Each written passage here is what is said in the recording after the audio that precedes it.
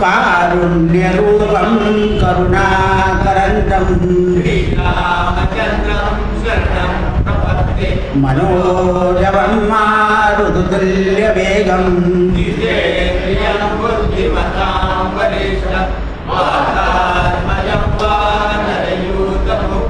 श्रीरामदूतं शरणं प्रपद्ये।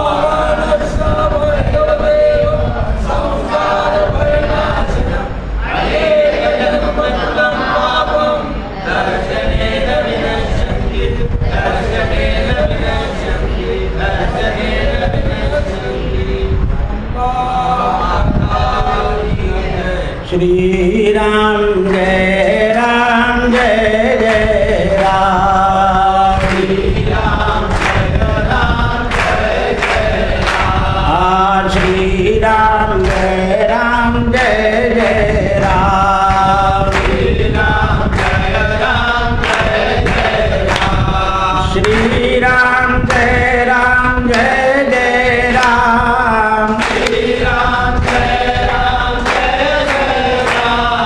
श्री राम जय राम जय जय राम। श्री राम जय राम जय जय राम। श्री राम जय राम जय जय राम। श्री राम जय राम जय जय राम। श्री राम जय राम जय जय राम। श्री राम जय राम जय जय राम। राजाधिराज रामचंद्र भगवान की, पवन सुत हनुमान की, उमापति महादेव की। नमः पार्वती पतये हर हर महादेव। सीताकांत स्मरण जय जय राम। जय जय रघुवीर समर्थ। श्री गणेशाय नमः। श्री सरस्वत्यै नमः। श्री गुरुभ्यो नमो नमः। अंबिरस राजानं नारदांचं आणि पर्वतमुनींचं आपल्या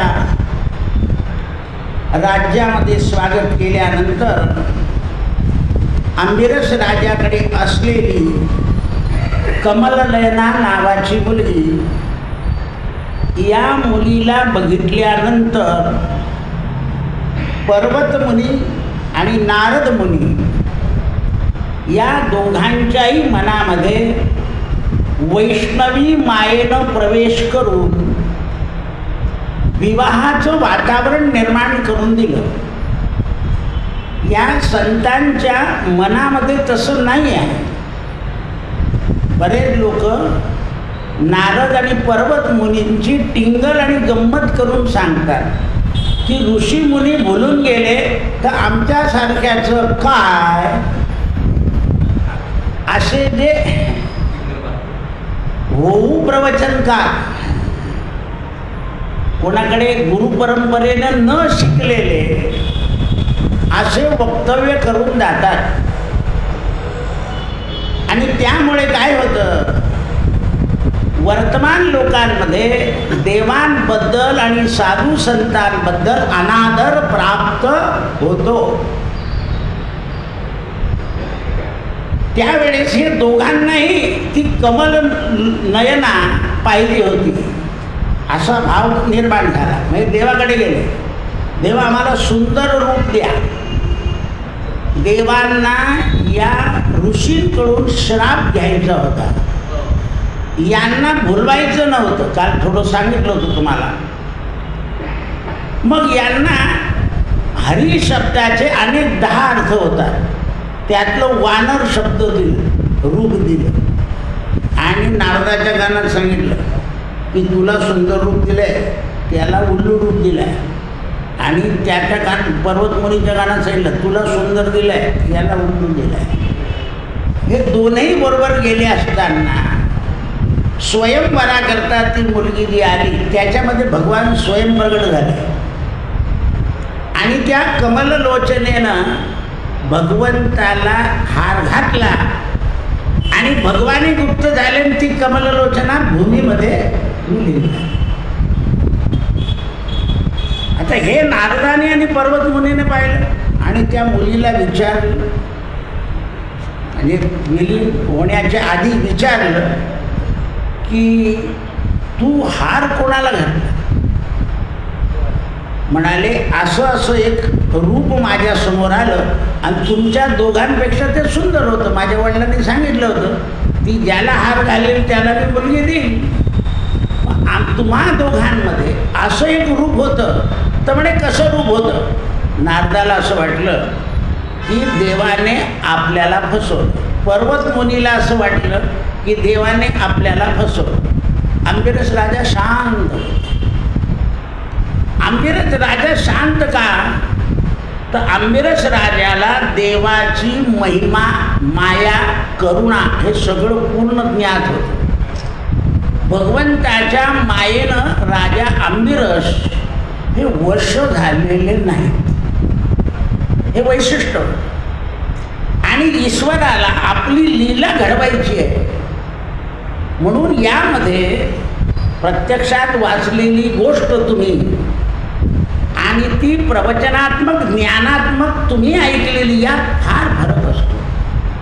म्हणून कोणी प्राध्यापक त्या पेपरमध्ये एखादी गोष्ट लिहून देतो, तुमचे बाप कावळे आहेत का. म्हटलं कावळे नावाचे माणसं आमच्याकडे आहेत, त्यामुळे कावळेंचा मुलगा सरळ म्हणेल कावळे माझे वडील आहे, यात काय फरक आहे. नाही म्हणे पितृपक्षातले कावळे. म्हटलं हां, मग तुम्ही तसा उल्लेख केला नाही ना. हे असं आहे, म्हणजे माहिती नसतं. सनातन धर्म सखोल आहे, ज्ञान विज्ञानात्मक आहे. त्यावेळेला त्या मुलीनं सांगितलं की महाराज माझ्यासमोर जगन्नाथाचं रूप आलं. एक म्हणजे असं नाव सांगितलं देवाचं की ते रोजच्या परिचयात नाही, जगन्नाथ. आणि तुम्हा दोघा ऋषी मुनींच्या मध्ये होतं ते. नारदाने विचारलं त्याला किती हात होते. म्हणजे त्यांना वाटलं की नारायण झाला असेल. म्हणजे 4 हात नव्हते, 2च हात होते. 2 हात होते. नारद म्हणाले ठीक आहे. पर्वत मुनी म्हणाले 2 हाताचा देव कोण आहे. त्यांच्या डोक्यात ते सुरू झालं. म्हणे दुसरं काय होतं. म्हणे उत्तम हृदयावर चिन्ह होतं, पण कशाचं होतं मला दिसलं नाही, कारण त्याच्यावर हार अतिशय सुंदर होता. चेहरा गोल, स्मित हास्य आणि धनुष्यबाण. आता यांच्या यादीमध्ये आजपर्यंत धनुष्यबाण घातलेला देव आलाच नव्हता ना.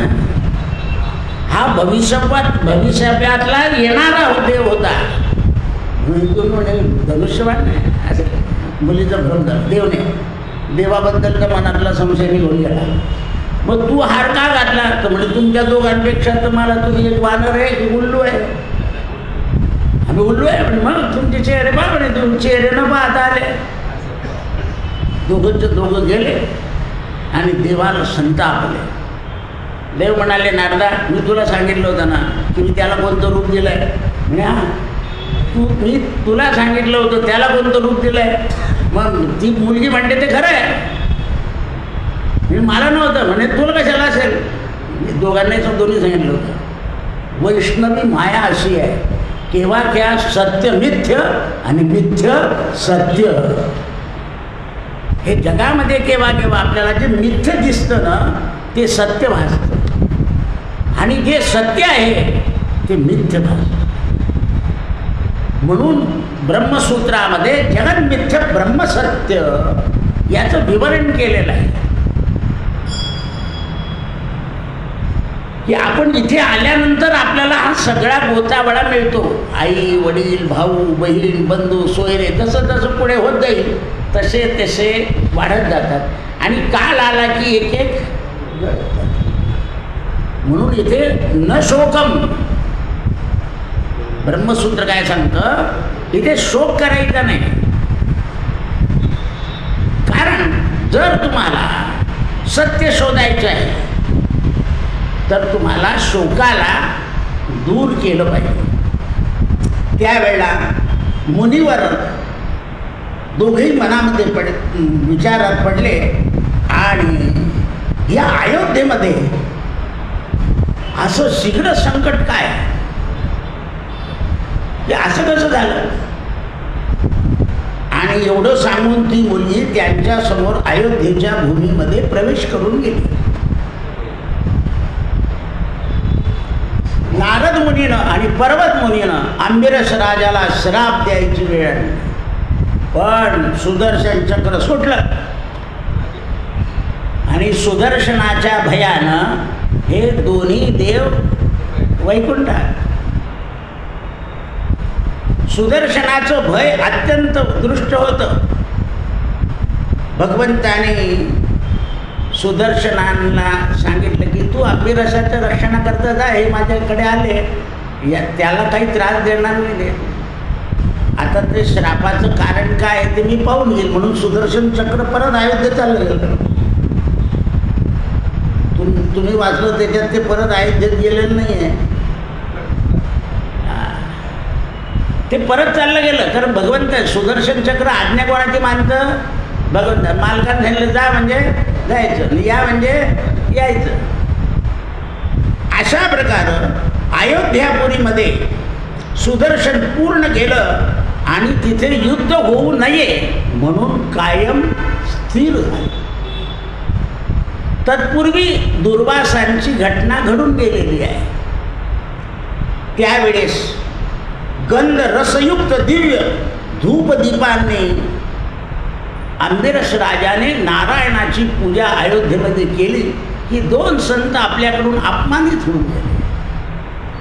काय आपलं जीवन आहे म्हणून देवाची आराधना करू लागले अंबिरस राजा. जशी जशी आराधना करायला लागले तसे डोळ्यातून घळ घळ घळ आसू पडले आणि मूर्ती रूपातून भगवान समोर आले. अंबिरसा, ही माझी लीला आहे, तुला कळाली होती ना, ती लक्षात ठेव, बस दुःख करू नको, पुन्हा देवमुक्त झाले. या दोन्ही मुनींना भगवंताने लक्ष्मीला आज्ञा दिली होती की या दोघांच्या हृदया कमलामध्ये तू घुसली आहे ना, ती बाहेर निघून येतात. लक्ष्मीला आज्ञा केल्याबरोबर नारद मुनी आणि पर्वत मुनी यांच्या हृदयामध्ये घुसलेली लक्ष्मी, कारण लक्ष्मी किती रूपाची आहे, किती रूपाची आहे, अष्टविधा रूप. वैभव लक्ष्मी, वैभवाने सुद्धा लक्ष्मी दे. श्री सुद्धा कशाचं रूप आहे, सोनं कशाचं रूप आहे. तर या रूपाने अष्टविधा रूपाने लक्ष्मी केव्हा कुठून घुसून जाईल याचं भरोसा. आणि माणसाची प्रकृती कशी आहे, अष्टविधा प्रकृती. आठही प्रकृतीतून लक्ष्मीचा प्रवेश होऊ शकतो. म्हणून अष्टविधा प्रकृती ज्यानं भगवंताला समर्पण केली आहे तिथे माया प्रवेश करू शकत नाही.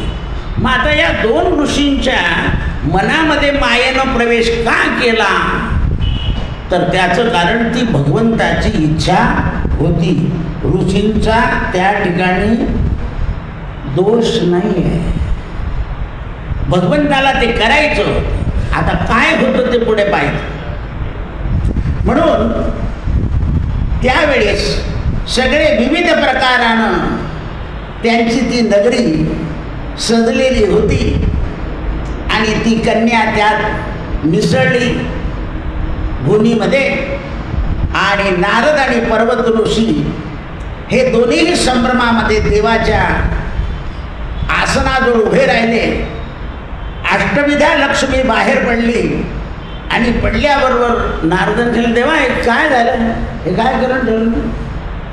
म्हणजे काय केलं मी, म्हणे आता आम्हाला कोणत्या लग्नात काय पाठवलं, लग्नाहून काय आले, तिथे भानगडी काय झाल्या, आणि आमच्या दोघांमध्ये कोण तिसरं आलं होतं? काय नारदा? अरे 6 कन्या श्रीभी परावृत्ती सदा माला हिरण्यमयी दिव्य मायदान शुभलोचना. ही होती ती कमललोचनी. ही कमललोचनी आहे. हिलाच पाठवलं होतं. तुम्ही मला भेटले तेव्हापासून ही तुमच्या मागे लागली होती. हे सगळे की नाही घडवून आणलंय. काल काय सांगितलं तुम्हाला? सीतामय मायामेव कारणम. रामाने काहीच केलं नाही, हे सगळे सीतेने केलंय. आज सुद्धा स्त्रिया काय म्हणतात, हे काय करता घरात? हे सगळं मी केलं. मागे लागली तेव्हा घर झालं. मागे लागली तेव्हा घर झालं. माझ्या भावाचा वशिला लावला, बँकेतून कर्ज मिळवून गेलं, तेव्हा हे झालं. मायामेव कारणम. आता जगात तेच चाललंय. आता यदा कदाचित तुम्ही नारायण असाल, ती बाई लक्ष्मी नसेल म्हणून तुमच्याकडे उलट झालं असेल, एवढाच फरक आहे. पण आलेलं घर सुद्धा कोणी सावरलं? लक्ष्मी. म्हणून मायामेव कारणम. जगामध्ये माया निर्माण होते, तेच कारण जगात असतं. जगन मिथ्यम. म्हणून माया दिसते पण सत्य नाही आहे. परमात्मा दिसत नाही पण सत्य आहे. म्हणून सत्य साच खरे, नाम विठोबाचे बरे. राम नामाचं बरं, नाम कृष्णाचं बरं, राम महादेवाचं बरं. आपण तर नामामध्ये गडबड घोटाळा करतो. नाम कोणतेही असो, नाम चांगले चांगले कैकांचे झाले भले. म्हणून त्यावेळेस ही शुभलोचना सुवर्णमया दिव्य माळा घेतलेली, माळा जिने स्वतः पांघरलेली अशी माया सर्व भूषिता हीच ती होती. माझ्या वक्षस्थळावर ते कन्येने जे तुम्हाला वर्णन करून सांगितलं, म्हणजे देवा त्यांनी वर्णन करून झालं, पण तुम्हाला 2 हात सांगितले. इतक्यात घोटाळा झाला. आम्हाला तुमचे 4 हात माहिती आहे. अरे म्हणजे जोपर्यंत माया माझ्याजवळ नाही तोपर्यंत माझे 2 हात आहे. माया आली की एकूण. म्हणून लग्न झाल्यावर माणूस काय होतो? चतुर्भुज. आता तुमचं लग्नामध्ये बुवाकडे लक्ष नसतं म्हणून तुम्हाला कळत नाही की आपण चतुर्भुज झाले.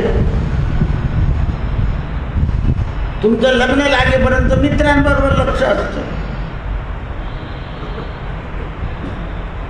त्या महाराज लोकांना सुद्धा लोक टीव्हीवर असं प्रश्न विचारतात की महाराज तुम्ही म्हणता किंवा नवरी बरोबर नाचा यायला नको, तर मग त्या मुलीला लग्नाचा आनंद नाही झाला का म्हणे, मग तिने लग्नात नाचू नये का, असं त्या संतांना विचारतात त्या टीव्हीवर. आता ते सगळे विज्ञानवादी समोर असलेले माणसं आता ज्ञानात्मक आणि सनातनात्मक कसा काय प्रश्न करू शकतील? त्यावेळेला त्यांनी उत्तर काय द्यायला पाहिजे? मी माझ्या प्रवचनात सनातनी लोकांना बोललो आहे. तुम्ही सनातनी आहे का? म्हणजे नाही. यांचं मग तुमचं जे चाललंय नाचतं ते नाचू द्या, कारण यांना सुद्धा तुम्हाला अशी उत्तरं द्यावी लागतील. ते नाही त्या दिवशी तो माणूस शांत बसून गेला. ते समोरचे बोलवलेले असतात त्यांनी ते टपरे 3 ते मुद्दाम विरोध करता. नंतर म्हणतात स्वामीजी असं असतं ते. आणि आपण इकडे पाहणारे म्हणतात कशी जुरवली बोवाची त्यांनी हे असं असतं. हे तुमच्या लक्षात आलं पाहिजे. म्हणून धर्माचं विटंबन डोळ्याने पाहू, कानाने ऐकू आणि हिंमत असेल तर लगवल्याशिवाय ताकद पाहिजे. म्हणून ते म्हणतात मी 2 हाताचा केव्हा होईल? जेव्हा माझं लग्न होईल. म्हणे जा देवा, सगळ्या लोकांपुढे राजा अंबिरशापुढे आमचा अपमान करवला आणि आम्हाला फजित केलं. तुम्हाला असा 2 हातांचा अवतार धारण करावा लागेल. आणि म्हणे असं नका करू, मला 4 हात आहे, हे आयुध आहे माझ्या हातामध्ये, असं बिना आयुधाचं मला खाली पाठवून काय कराल. म्हणे ते पुढचं ऐकून घ्या. 2 हाताचे 2 भाऊ होतील, 2 हाताचे 2 भाऊ, राम, लक्ष्मण आणि भरत. आता राहिले शत्रुघ्न. तुमचं जे हे चक्र, ज्याने आम्हाला चक्रात टाकलं, हे चक्र सुद्धा तुमचा अंश. आणि हे पद्म, हे 4 तुम्ही खाली भावंड जन्माला याल. आणि ज्या पोरीने आमची फजता गेली, जी भूमीमध्ये गेली, ती भूमीतून येईल वरती, आणि तिचं तुमचं लग्न लागेल. तुम्हा दोघांना एकमेकापासून कधी सुख मिळणार नाही, कारण आमचा अपमान तुम्ही केला, इतिहास थांबला. याला म्हणतात अद्भुत रण. म्हणून आपला बाप आपलं वाईट करत नाही, मुलीचा बाप करत नाही, मुलाचा बाप करत नाही, मामानं जुळलं तर मामा करत नाही. आपलं आपलं दैव आपल्या आपल्या बरोबर गाडगोडा मारतं. हात जोडून आता काय गेलं ते दैव आहे. जसं ठरलेलं असतं. दोन्ही संत श्राप देऊन मोकळे झाले आणि देवाच्या पायावर पडले. देवा आम्ही काय केलं म्हणजे तुम्ही केलं नाही, मी केलं नाही. नयनलोचने, जिला पाहिल्यावर तुमच्या मनामध्ये लग्न करायची इच्छा झाली. कमललोचनी म्हणे. आता भगवान म्हणाले सीते, आता तू जन्म घे. म्हणे नाही, अजून मला एक तपश्चर्या करावी लागेल, कारण हे जे संतांचे कलंक लागलेले आहे, हे कलंक मला काढावे लागतील. म्हणून एका ब्राह्मणाच्या घरी पुन्हा आईसाहेबांनी रूप घेतलं आणि रावणाच्या रस्त्यामध्ये तप करत बसले. रावण तिकडनं आला. रावणानं पाहिलं तपस्वी स्त्री कोण आहे, म्हणून तिला तप आतून उघडून माझ्याशी लग्न कर. तेव्हाच म्हटलं. तेव्हा आईसाहेब चिडल्या, तुझा नाश केल्याशिवाय राहणार नाही, म्हणून देह त्याग केला आणि मग पुन्हा सीता म्हणून जन्माला. तप मोडलं ना, कारण त्याला बिना द्वेषाचा किंवा त्रासाचा त्याचा नाश करू शकत नाही. म्हणून अपमान घडवला त्याच्या. कारण हा काय करायचा, लंकेकडून निघाला तर काश्मीरपर्यंत जायचा. जेवढे आश्रम होते ऋषींचे तेवढे उद्ध्वस्त करायचं काम यायचं. स्त्रिया तप करत असतील तर स्त्रियांना तप करू द्यायचं नाही, त्यांचं भ्रष्ट करायचं. एखाद्या राजाची स्त्री चांगली असेल तर त्याला मारून टाकायचं, ती स्त्री उचलून घेऊन द्यायचं. याचं हेच काम होतं रावणाचं.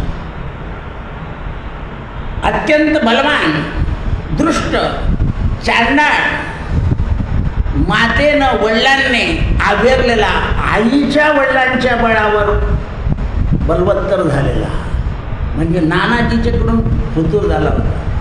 जो आईच्या बापाकडून फितूर होता ना, तो या तुलाला पट्टा लावतो असं सांगितलंय. रावण हा नानाजीकडून जास्ती व्हायचा. वडिलांना क्रोध येऊन गेला होता. कैकेयीसा मागून मागून रावणाच्या विरुद्ध झालेली होती. जेव्हा मातीने आत्मउद्धाराकरता मातीचे लिंग करावे, याने मातीच्या लिंगाला मोडून टाकलेलं होतं. तरी कैकेयीसाने सांगितलं की आई, अति अहंकारात जाऊ नको, म्हणून आत्मलिंग आणून देतो. म्हणून गोकर्ण महाबळेश्वर निर्माण करून टाकलं. तरी काही बुद्धी स्थिर झालेली नाही. वेद म्हटले, प्रकांड पंडित झाला, 14 चौकडी राज्याचा मालक झाला, तरी वासना अष्टविधा प्रकृती ताब्यात घेता आलेली नाही. तुम्ही ज्ञानानं प्रकृती ताब्यात घेऊ शकतात, पण आत्मज्ञानानं, बाह्य ज्ञानानं नाही. प्रकृतीला ताब्यात घ्यायचं असेल, मनाला, इंद्रियाला, बुद्धीला आणि अहंकाराला, तर जगातल्या बाह्य ज्ञानानं मनुष्य मनाला ताब्यात घेऊ शकत नाही, आत्मज्ञान प्राप्त करू शकत नाही. आत्मज्ञान असावं लागतं. कीर्तन करणे नव्हे ज्ञान, प्रवचन करणे नव्हे ज्ञान, ज्ञान ते आत्मज्ञान. आपला संयम आपण वाढवायचा आहे, आपलं ज्ञान आपण वाढवायचं आहे. आपण उपास करताना जास्त वाचाळ बोलू नये.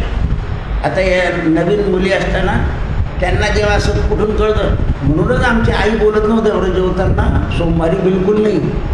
आम्ही किती बोलले तर बोलत नव्हत्या. आता तिने एकदा सांगितलं असेल, बेटा सोमवारी जेवताना बोलू नये, पण यांनी ऐकलं नसेल तर तिने सांगितलं नाही पुन्हा. पण यांना मागून कळतं की हा प्रवचनकार सांगतो होता, आमची आई खरंच बोलत नव्हत्या. केव्हा कळतं? बरं, एवढी आई चांगली असून सासूचं श्राद्ध टाळून देते, हे आणखी महत्वाचं आहे. दरवर्षी केलंच पाहिजे का? अजून का तुमची आई तिथे वाट पाहत आहे, आणखीन असं नवऱ्याला उपदेश करते.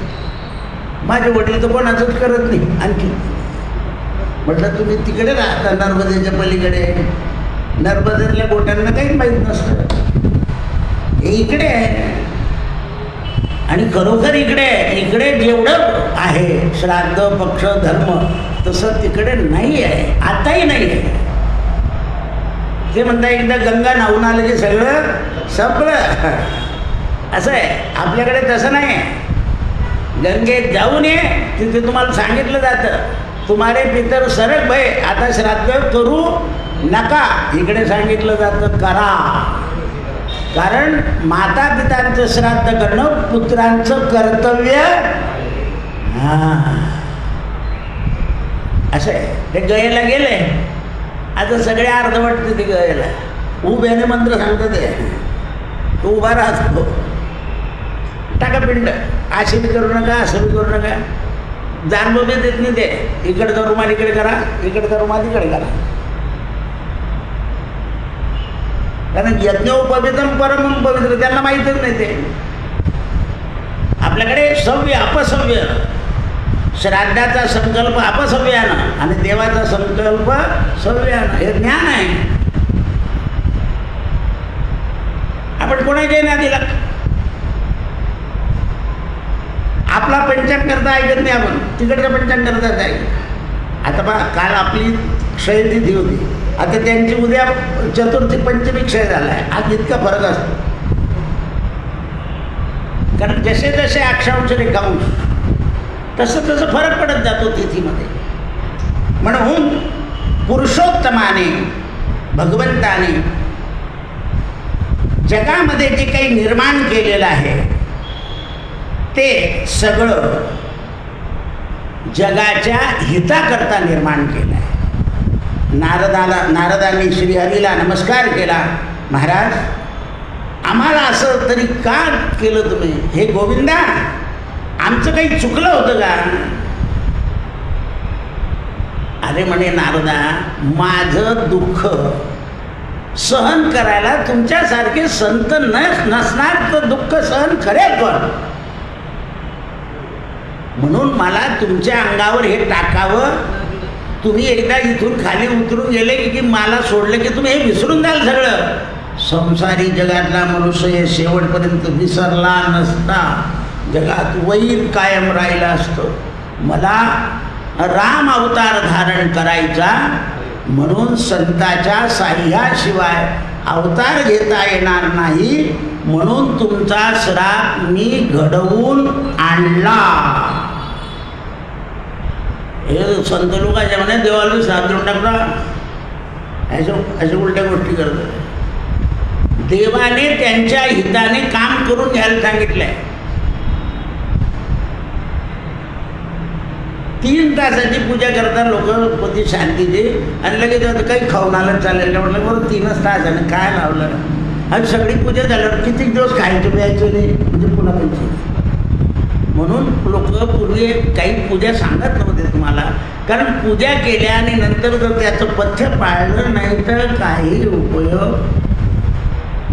पण आपण ऐकून येतो, यानं पूजा केली त्यानं पूजा केली, ते पूजा तर करून घेत आपण.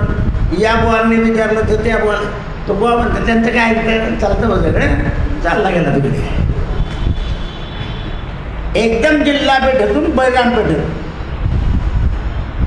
पूजा करतो माणूस जिल्हा पेठमध्ये, तो ऐकतो बळराम पेठ. बरं साडू बी तिकडेच राहतो असं.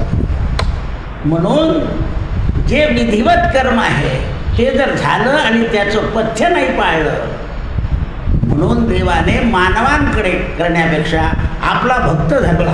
कोण? अंबिरस राजा. त्याच्यासमोर 2 ऋषी नेले. ऋषीकडे नयनलोचना प्रगट केली आणि त्या ठिकाणी दोन्ही ऋषी लोकांच्या मनामध्ये कमललोचनेनं प्रवेश केला. आणि ज्यावेळा भगवंताने अंजन घातलं त्यावेळा डोळ्यातून कमललोचना नारदाच्या आणि पर्वत ऋषीच्या मधून निघून गेली. आता अंजन शब्द तुमच्या गोष्टीत नाही आहे असे. हे गुरु अंजने विण कळणार नाही, कारण गुरुचं अंजन आहे. गुरुच्या जवळ ज्ञानदृष्टी असते आणि ज्ञानदृष्टीने गुरु समजवून देतात.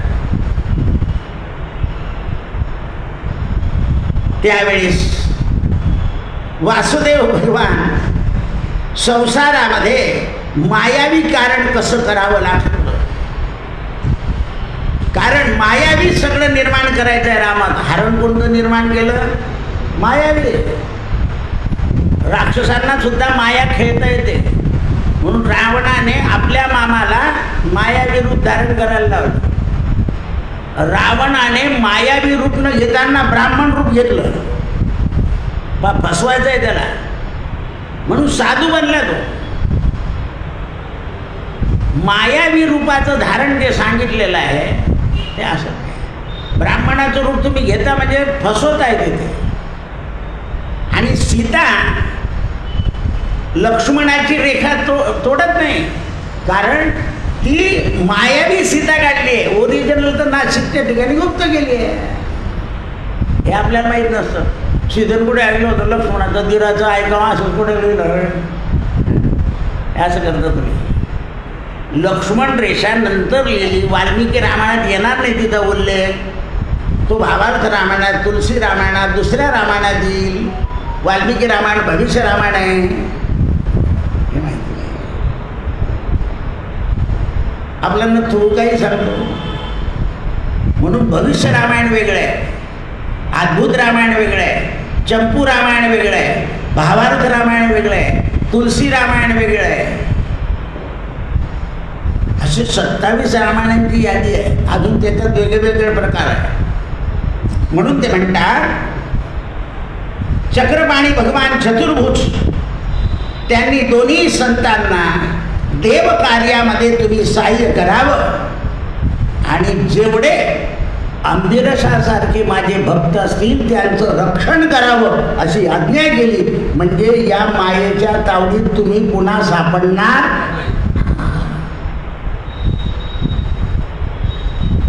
काय म्हणजे देवाने काम काय केलं समजा. तुम्हाला जर आता या मायेच्या तावडीत पुन्हा यायचं नसेल तर तुम्ही खाली अंबिरसासारखे जे भक्त आहेत असे माझे अनेक भक्त असतील. कारण मला भक्ताच्या रक्षणाकरता अवतार धारण करावा लागतो. तर मी अवतार घेईपर्यंत तुम्ही माझ्या भक्तांचं रक्षण करणं हे संतांचं काम. अवतार तुम्हा धराया कारण जड जीवा तारण. भगवंताला अवतार धारण करायचं कारण काय आहे तर जड जीवांचा उद्धार. मग तत्पूर्वी परमेश्वर येण्यापूर्वी जड जीवांचा उद्धार कोणी करायचा? जड जीवांना मार्गावर कोणी लावायचं? तर संतांनी. मग संतांचं कार्य काय तर प्रवचन आणि कीर्तन. आणि त्या प्रवचन कीर्तनाच्या माध्यमातून प्रत्येक जीवाला भजनाचा संग लावायचा.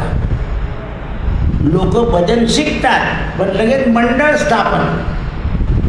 एका मंडळाचे 2 मंडळ, सद्गुरू मंडळ, नुसतं गुरु मंडळ.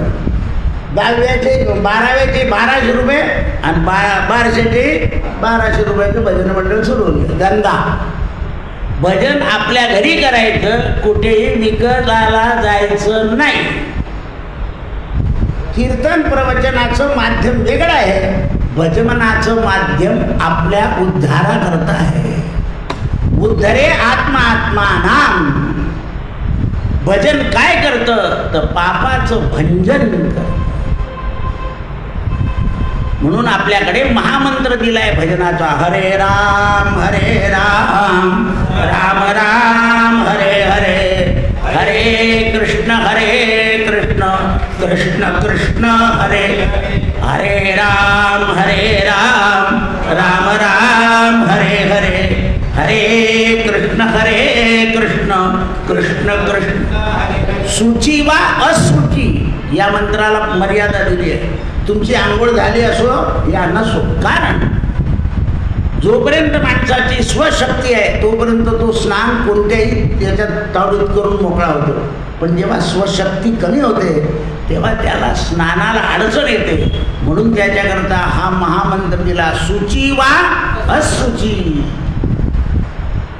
पण आपण ते काय केले, आपला कोणी तो धुवा भेटतो दोन तास आणि ते म्हातारपणी तुम्ही सकाळी भजनाला बसले त्यांच्या झोपा म्हणल्या की ते 12 वाजेपर्यंत भन भन भन भन भन भन भन भन भन भन भन भन काय उठता काय टरटर लावता, कोण बुवा शिकवतो यांना त्याचं वाटलं. हो हे असे पोरं ना, असे तुमची पोरी, त्यांना कळकळ असेल की नाही आईला उठायचं असतं, वडिलांना सवय, तर त्यांनी करून दिलं तर ते करू शकतील. आणि त्यामुळे जीवतर मारतात म्हातारे. काय इतकं केलं त्यांचं, बरं ते घरात बोलत नाही, मंदिरात आली बोलताय म्हातारे खूप केलं त्यांचं. आमचे हाल करताना दादा त्यांचे बी हाल होते, पाहिजे तुझं बाबाचं म्हणतो. तर तुम्ही असं करू नका. म्हणून त्यांना मी सांगतो, शुची वा शुची, आंघोळ झाली असो या नसो, हरे राम. तो हा मंत्र जपा रे राम कृष्ण हरे. संतांनी हे मार्ग तुम्हाला सोपे करून दिले आहे. हरी या शब्दाचा अर्थ आहे जो दुःखाचं हरण करतो तो हरी. अरे अरे करण्यापेक्षा हरी हरी केलेलं बरं. पण आपल्याला खारी खायची सवय असल्यामुळे हरी तोंडात येत नाही लवकर. माझी खारीने आणली का आज तर हरी कुठून येईल. बऱ्याच म्हातारे बाया नातो बरोबर बिस्किट खाऊ म्हटलं, दादा चतुर्थी गेली काय करू म्हटलं, का जेवू नको आता. आता एवढा झाला तरी नातवाबरोबर बिस्किट खातो, कसं काय करावं. आजी पण सांगते चारीधाम करून आली, आता मग काही इंद्रिय ताब्यात ठेवणं जरा. चतुर्थी पंचमी षष्टी काहीच होत नाही, तर सगळं सोडून दे, मग शांत राहा. व्रत वैकल्य हे काही वयातच होतात, नंतर होत. आणि शांत सुरुवातीपासून सवय लागली तर म्हातारपणी शांत राहता येतं, नाहीतर हे इंद्रिय शांत राहू देत नाही. मला चांगला अनुभव या जळगाव शहरातला 55 वर्षातला. जेवढ्या पोरी आहे ना आल्या 2-3 दिवसात कधी आईने गेली तर त्या सुनेला म्हणतं, तू काही विचारायला गेली ना मंदिरात कधी जाईल आई म्हणून. आता ती सून जर आली तर ह्या उलट्या बोबाटा काय करतील, आमची आई जावी असं वाटतं तुला. म्हणून ती सून म्हणते तुम्ही जा, ते दादा फटकळ आहे बोलता. मग त्या आले का ग महिनाभर त्या पोरीला जाऊ दे तिच्या माहेरी, तू कर ना आईचं. काय दादा असे घरी दिले तुम्ही तर निघता येत नाही असे, हे इतक्याला वाढ असतात. तर याकरता आपल्या भावाचं घर जाळण्याचं काम करू नका. खरं तुमचं प्रेम असेल तर 8-10 दिवस राहून तिला विश्रांतीला पाठवा आणि तुम्ही ते करून द्या, म्हणजे तिथे असं आहे. पण आपलं ते तर काही नाही. बरं डॉक्टरने सांगितलं असतं की जास्ती तिखट खाऊ घालू नका, आणि मी माझ्या हातून करू घालू दे, तू काही खाऊ घालणे, आणखीन खाऊ घालते, आणखीन म्हातारे आजारी पडते. असं करू नये. त्या जीवाची शेवटची अवस्था दैनी करायची नाही. डॉक्टर सगळं खाऊ घाला सांगतो याचा अर्थ तुम्हाला सूचना करतो की आता काम याचा अर्थ तुम्ही जर खूप तिखट खाऊ घातलं तर काय होईल ते समजून द्यायचे. हे आपल्याला कळत नाही. शेवटची चपुरीने केली ती पातोड्याची भाजी मागत होती. हे असं रडताना बोलतो बरं, पोरी रडताना बोलतो. आता तुम्हाला कळायला नको का की तिने केले तर काय होईल. आणि त्या नरकामध्ये प्राण जाण्यापेक्षा असा प्राण गेलेला चांगला. लक्षात आलं का. जर ती सवय झाली 10 मिनिटाने विधीची, तर त्याच्यात प्राण जाणं अपानद्वारे जेव्हा प्राण जाईल तो कुठे जाईल. नुसती भगवद्गीता छोटं छोटं वाचून कळत नाही, ती प्रॅक्टिकल आचरणात आणली पाहिजे. ऊर्ध्व दिशेने गेला तर कुठे जातो, डोळ्यातून गेला तर कुठे जातो, आणि अपानाद्वारे गेला तर कुठे जातो. म्हणून तिखट खाऊ घालायचं नाही आहे. हे कोण सांगेल तुम्हाला. अद्भुत रामायण, ते अद्भुत आहे. का नाही खाऊ घालायचं. तर अपानाद्वारे प्राण जाईल, आणि अपानाद्वारात गेला की कुठे जाईल, नरकात. यद्यपि सिद्धम लोकविरुद्धम ना करणीम ना चरणीम. लोक तर काही सांगतात, सल्ला द्यायला ते इतके पक्के असतात. अरे कार्पेट टाकून द्या, खाली दही टाकून द्या, लागणार नाही, पाण्याची गादी घेऊन. म्हटलं तुझ्या घरची आहे का ती, पाहतो हवा गेली ते करली दे, तशी खराब होते, पण दुसऱ्याला मदतीला देत. असे बुद्धीचे लोक फार गोळे होतात. आणि म्हणून सल्ला ऐकावा, पण जो धर्माने आहे तोच घरात आचरावा. सल्ला सगळ्यांचा ऐकायचा, कोणाला नाराज करायचं. कारण प्रत्येक जण कुठे कुठे आपल्याला उपयोगाला आलेला असतो. त्याला नाराज करायचं नाही. बा तू आम्ही करून पाहिलं, आई पण ऐकलं नाही आमचं, तुमचं बी ऐकलं, तुमचं बी लावलं बोलू दे. तिथे खोटं बोलून पाप लागत नाही. कारण आपल्याला त्या जीवाची काय करायची आहे, सद्गती. नुसतं एवढी उडदाची डाळ, एवढी तुरीची डाळ देऊन सद्गती नाही होणार. तिच्या शरीराची अवस्था आपल्याला सांभाळावी लागणार.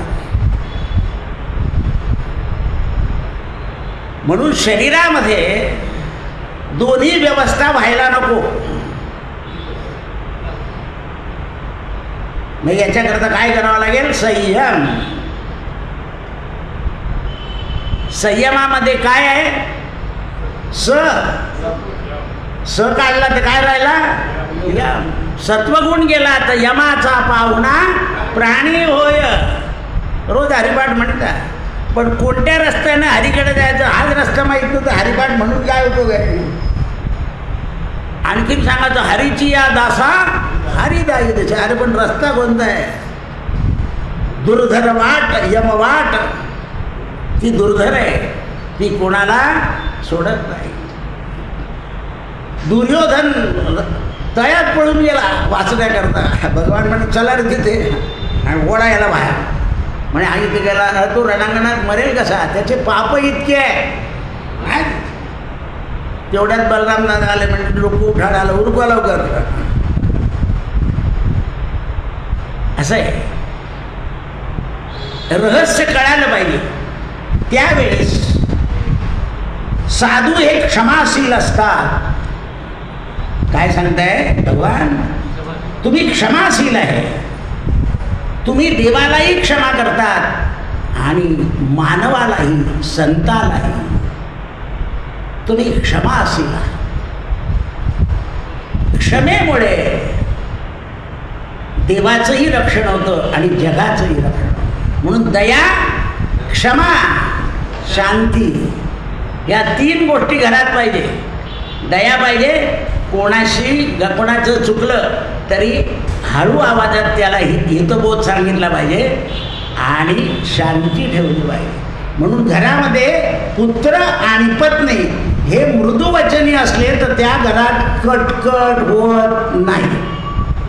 पूर्वी काय सांगायचे तुम्हाला, कडी वाजू नको भाऊ, कटकट. आता तर तुमच्या चिप्पट कड्या आहे, चोर उघडतो तरी तुम्हाला ऐकू येत नाही, इतक्या चांगल्या कड्या आहे. मग कसे काय कटकट होते चिप्पट कड्या असल्यावर. तर पत्नी आणि पुत्र हे जर मोठा आवाज करून बोलत असतील तर त्या घरात किती सुविधा असली तरी कटकट झाल्याशिवाय राहणार नाही. काही केलं पुरुषाने तरी या दोघांनी हळू आवाजात उत्तर द्यायचं. उदाहरण देतो, हाक मारल्यानंतर आलो ना, नाही आलो एवढंच करायचं आहे. आलो ना लांब काढला की बापाचा संताप सडतो. हे आपल्या लक्षात आलं पाहिजे आणि आपण सुद्धा लक्षात ठेवायचं की महत्वाच्या कामाला हाक मारायचं. यांचा चढा आवाज आहे ना तर आपणही सुधारलं पाहिजे. आपलं आपलं करून घ्यावं, गरज असलं तर यांना हाक मारावं म्हणजे घरात शांतता, दोन्ही पक्ष उद्धरतील. दोन्हींनी वागलं पाहिजे. नाही तर मुलांनी बाईने असं वागायचं नाही, याने धागडधिंगा करायचा असं नाही. दोन्ही पक्ष उद्धरतील, दोन्ही पक्ष सुधारले पाहिजे आणि याच्याकरता सनातनाचं आचरण पाहिजे. बुद्धीचे वैभव अन्य नाही तुझे, एका केशी राजे सकळ सिद्धी. बुद्धी ईश्वरानं दिली आहे पण आपण तिला 3 गुणात अटकून टाकतो, सत्व, रज आणि तम. रजोगुणातली बुद्धी हेवा देवा जास्त करते, सत्वगुणातली परिस्थिती निभवत राहते. जगाच्या प्रमाणे वागावं आणि आवडतं घ्यावं, जगाच्या प्रमाणे वागावं आणि आवडतं घ्यावं. नवरात्र म्हणावं आणि 10 वाजेपर्यंत जागून, याला काही अर्थ आहे का? 10 वाजेपर्यंत जागलंच पाहिजे, नवरात्र आहे. कायदा असा आहे म्हणून, नाही तर आपला नवरात्राचा कायदा पूर्वी किती होता? 12 वाजेपर्यंत. पण आता कायदा किती वाजेपर्यंत आहे? 10. असं आहे ते. कारण देश, काळ आणि परिस्थिती यामध्ये बदल होतो, त्याप्रमाणे आपण वागावं, बदल करावा. अशा प्रकार राक्षस धर्म, राजधर्म, मानव धर्म आणि देवधर्म हे धर्म निर्माण केले. कोणी निर्माण केले? ईश्वराच्या रक्षणाला. काश्यपांच्या पोटी देव, दानव, मानव, दैत्य तिन्ही निर्माण झाले. मातेच्या आचरणानं, आईच्या आचरणानं तिन्ही देवांची, कारण दितीने काय केलं, अदितीने काय केलं. अदितीने काहीच केलं नाही, दितीने वैर केलं म्हणून राक्षस उत्पत्ती झाली. धनु ने संयमतेने राहिले म्हणून मानव निर्माण झाले आणि अदिती ही संयमाने राहिली म्हणून देवमाता झाली. हे जेव्हा रहस्य लक्षात येतं म्हणून मुलांना आईनंच सांभाळलं पाहिजे की नाही रे, त्यांना उलटून उत्तर द्यायचं नाही. मी समजून सांगेन त्यांना, तुमचं चुकलं का तुमचं चुकलं असं बोलले ना काही अंगाला छिद्र पडत नाही. आणि मग गेल्यावर पोरांचं चुकलं नव्हतं, तुमचं चुकलं बरं त्या दिवशी. हां, असं ते जोर आवाज नाही मुलांच्या समोर नाही, अगदी सल्लेमध्ये फटकन फटका मारायचा आणि परत त्या फडक्याने आवाज घालून द्यायचे. असं बाईचं काम पाहिजे, हे लक्षात ठेवा. कारण पुरुषप्रधान संस्कृती आणि स्त्रीप्रधान संस्कृती असं नाही आहे. तुम्ही पुरुषप्रधान स्त्रीप्रधान केल्यामुळे काय काय घडतंय ते पहा तुम्ही. आता तशी आपली संस्कृती द्वेषप्रधान नाही आहे. पती पत्नी एकमतानं राहणं ही भारतीय संस्कृती आहे. हे आपण लक्षात घेत नाही म्हणून त्यांनी शुद्ध रूप करायला सांगितलं. आणि महेशाची भार्या म्हणजे आईसाहेब पार्वती हे रामजन्माला मदत करतील.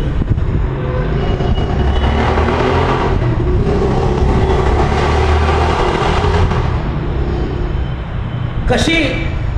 तर शंकराला विचारतील की तुम्ही आता कुठे चाललात, तर तेव्हा शंकर सांगतील की मी आता रामसेवेकरता पवनपुत्र हनुमान म्हणून अवतार धारण करणार आहे.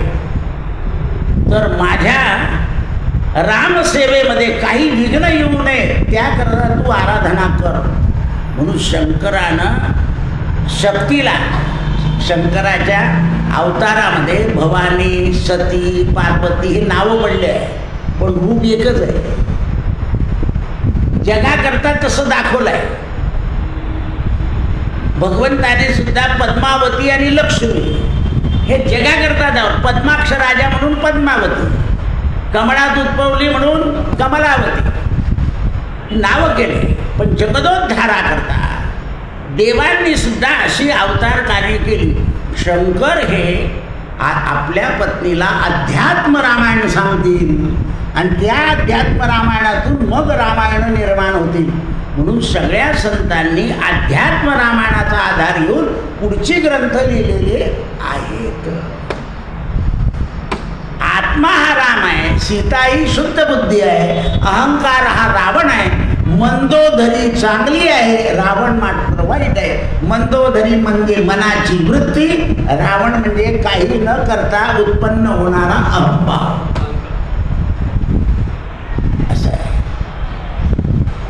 हे अध्यात्म रामायणातून मग रामायणाची उत्पत्ती आहे. म्हणून नाथ महाराज सुद्धा अध्यात्म रामायणाचा श्लोक देतात, त्याच्यावर विवरण करतात. त्यांनी अध्यात्म रामायणातून भावार्थ उचलला, तुलसीदासांनी प्रसंग उचलला, अनेक विषय घातले त्याच्यामध्ये. हे लक्षात आणण्या तत्वार्थ रामायण डोंगरे महाराजांनी त्याच्यातून तत्वार्थ काढलं. चंपू रामायण, आनंद रामायण ऐकून झालं मागचं तुम्हाला. म्हणून त्यावेळेस भारद्वाजांनी आपल्या शिष्यांना सांगितलं की सीताच्या जन्माचं कारण तुम्ही ऐकलं. प्राचीन कालामध्ये त्रेतायुगामध्ये कौशिक ब्राह्मणाच्या घरी झाला होता. सत्ययुगामध्ये त्रेतायुगामध्ये प्रत्येक वेळा आईसाहेबांचा जन्म झालेला आहे आणि प्रत्येक जन्म ब्राह्मणाच्या घरी घेतला. तपाच्या योगानं मग त्या कारण कार्यभावानं अनेक अवतार धारण केला. पंचमस्कंद आणि आईसाहेबांच्या जन्माचं कारण उद्याच्या कथेत पाहू. हरे राम राम राम हरे हरे, हरे कृष्ण कृष्ण कृष्ण पुंडली वरदा हरे. श्री ज्ञानदेव गोपाल कृष्ण भगवान सत्यगुरु राय